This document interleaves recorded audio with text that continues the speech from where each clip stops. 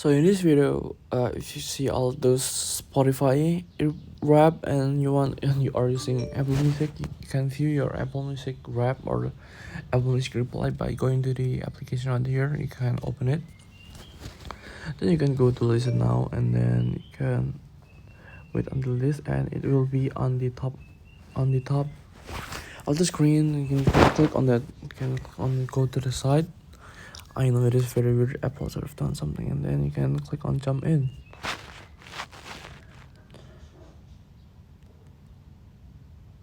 And now you can see all of the musics that you have played, and you can see your Spotify rap in the Apple Music version. You can click on this so you can see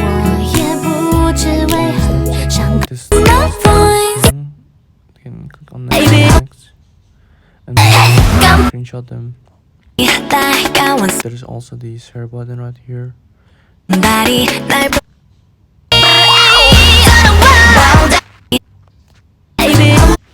Scroll down, you can see the top artists, top songs, top albums, top genres, playlists, top stations, and the milestone. And this is how you can view the replay of your music for Apple Music. Thank you for watching. See you on the next video.